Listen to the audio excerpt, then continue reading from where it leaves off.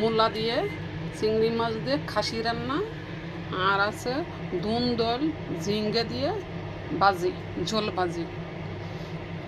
তো চলেন কিভাবে রান্না করলাম। আহারে, আজকে দেরি হয়ে গেছে, আমার অনেক দেরি হয়ে গেল। অনেক ঘোরাঘুরি শেষ করে আসলাম এই যে আমার কিচেনে এই মূলা রান্না করব, আর আছে এইগুলো ভাজি করব। এই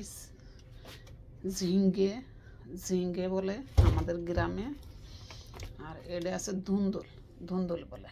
এই ধুন্দল ভাজি করব, আর আছে এই মূলা রান্না করব। এখন আমি মূলাটারে ছিলে নিব, মূলাগুলো সব ছিলে ফেলবো। মূলাগুলো ছিলা হয়ে গেছে, এই যে মূলাগুলো ছিলা হয়ে গেছে।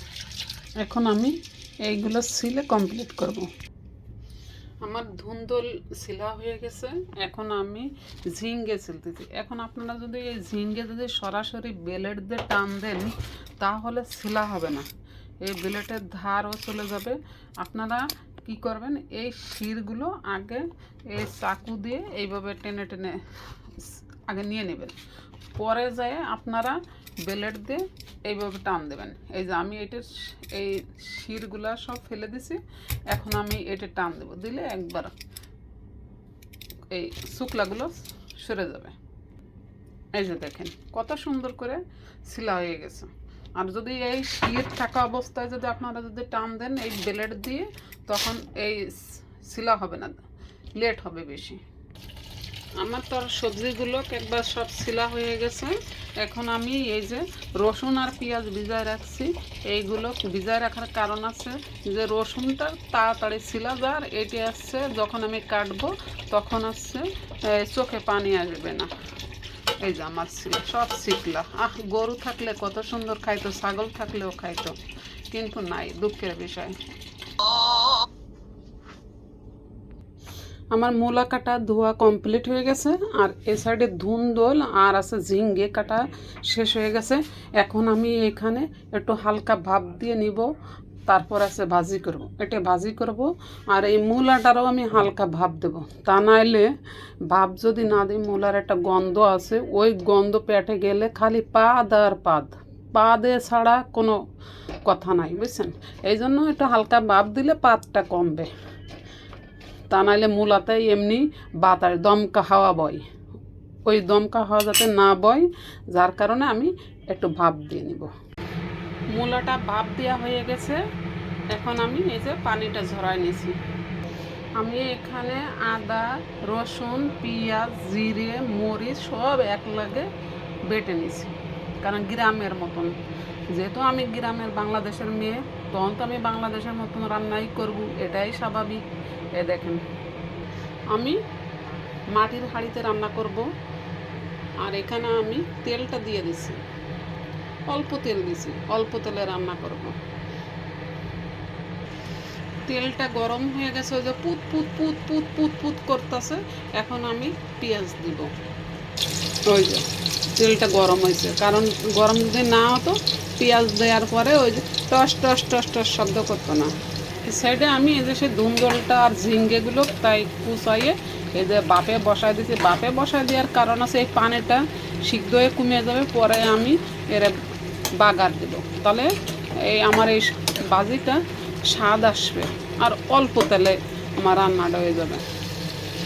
আপনারা আমার নতুন ইউটিউব চ্যানেলটারে একটু বেল বাটনে ক্লিক করে দিবেন, সাবস্ক্রাইব করে দিবেন, লাইক করবেন, কমেন্ট করবেন।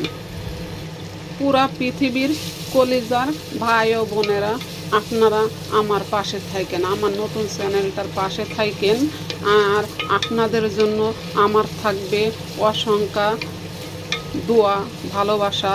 আর আপনাদের পরিবারকে আল্লাহর কাছে দোয়া চাইব, আল্লাহ আপনি রহমত করবেন, কিয়ামত পর্যন্ত তাদের পরিবারকে বাঁচিয়ে রাখবেন। আমি এখানে চিংড়ি মাছ একটু আদা বাটা করে দিব, যাতে এই চিংড়ি মাছ অনেক একটা স্বাদ আসে রান্না করলে। যেহেতু আমি মূলা দিয়ে রান্না করব, তাই আদা এই যে ফালা ফালা করে নিছি, এই ফালা ফালা আমি বেটে নিব। পেঁয়াজটা এই যে হালকা বাদামি বাদামি কালার আসছে, এর মাঝে আমি টমেটো দিয়ে দেবো। এই যে টমেটো দিয়ে দিছি, এখন এর আমি একটু নাড়াচাড়া করব, করে তারপরে বাকি উপকরণগুলো দিব। এখানে আমি এই যে চিংড়ি মাছগুলো ফালা ফালা করে রাখছিলাম, তাই আমি এরে বেটেছি দেখেন। আর এই চামড়া ফেলবেন না, এই চিংড়ি মাছের গায়ে যে চামড়াটা থাকে ওই চামড়া সহ ফালা ফালা করে বেটে নেবেন। এর মাঝে আমি এইগুলো উঠাবো, উঠায় তারপরে এক লগে দিব। এখন আমি এই সব উপকরণগুলো দিয়ে দিব।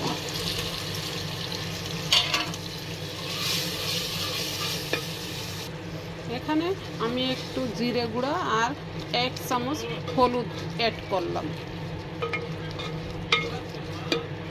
এখন একটু মশলাটারে আমি ঢেকে দিব, ভালো করে কষাই হোক। আমার মশলাটা অনেক কষাইছে, 3 বার কষানো হয়েছে, দেখেন কত সুন্দর একটা কালার আসছে। এখন আমি এর ভিতরে আমার ভাপা দিয়া যে মূলা ছিল ওই মূলাগুলো দিয়ে দিব। এই যে দেখেন, কারণ এই মূলা ভাপ না দিলে পাইতে হবে না সবাই। এখানে মনে হইতেছে যেন আমি খাসির গোশ রান্না করতেছি, এত সুন্দর একটা ঘ্রাণ আছে। কারণ চিংড়ি মাছটা বেটে আমি ফালা ফালা করে বেটে নিছি, বেটে নিয়ে তারপরে কষিয়ে কষিয়ে কষিয়ে পরে আমি এই মূলার খাসি রান্না করতেছি। দেখেন আমাদের গ্রামের অঞ্চলে বলে মূলার খাসি। মূলার খাসি মানে খাসি তো না, ওই মূলা রান্নারে আমরা খাসি বলি, মূলা খাসি রান্না করতেছি। এই যে দেখেন, এখন আমি একটু পানি দেবো, অল্প পানি দিব, বেশি পানি দিব না।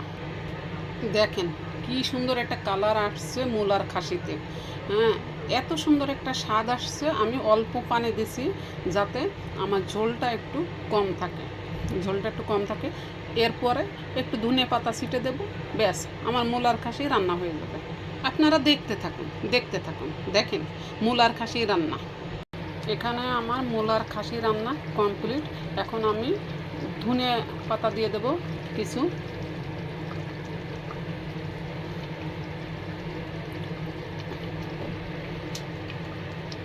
ওকে, এখন আমি ঢেকে দিব একটু। এ সাইডে আমি সেই সিদ্ধ করে রাখছি ওই যে ধুন্দল আর আছে চিচিঙ্গা ঝিঙ্গে। এখন আমি বাগার দিব। এখানে আমি অল্প তেল দিব, যেহেতু মিষ্টি তরকারি তাই অল্প তেল দিব। তা আমি জিরে দিছি প্রথমে, এখন আমি কিছু রসুন কোয়া দিব।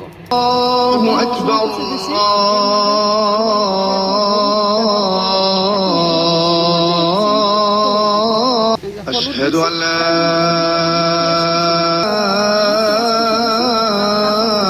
إله إلا الله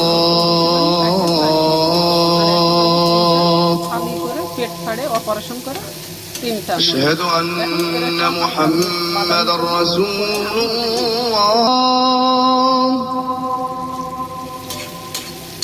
أشهد أن محمدا رسول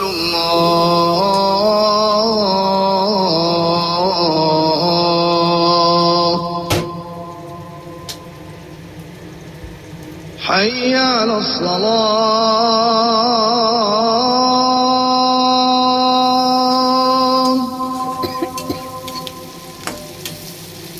حي على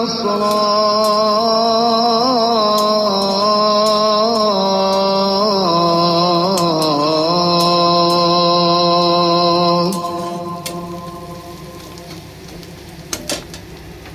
حي على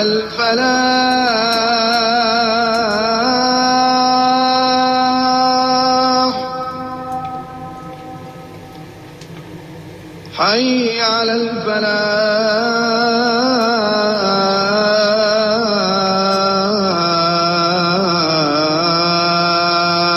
الفلاح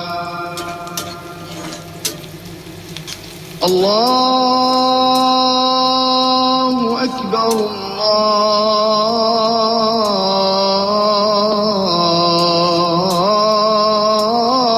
الله أكبر لا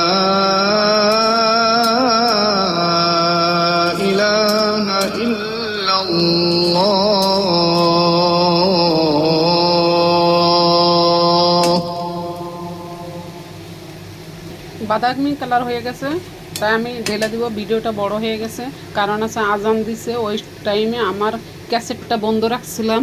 আজান শেষ, এখন আবার ক্যাসেটটা চালু করে দিছি, মানে ক্যাসেট মানে আমার মুখের ক্যাসেটটা।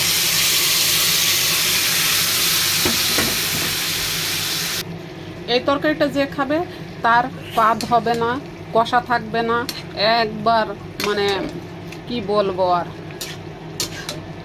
আর এই তরকারিটা খেলে সবার কিছু না কিছু একটু দমকা হাওয়া বইতে পারে, কিন্তু আপনারা একটু দমকা হাওয়া যাতে ছোট আকারে হয় তার কারণে আপনারা একটু ভাপ দিয়ে নেবেন।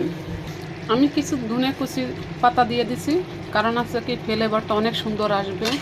আর এই তরকারিটা একটু ঝোল ঝোল রাখবেন, হালকা ভাজি তরকারি তো না, ভাজি হালকা একটু ঝোল ঝোল রাখবেন, তাহলে অনেক উপকার পাবেন আর খেতেও অনেক স্বাদ।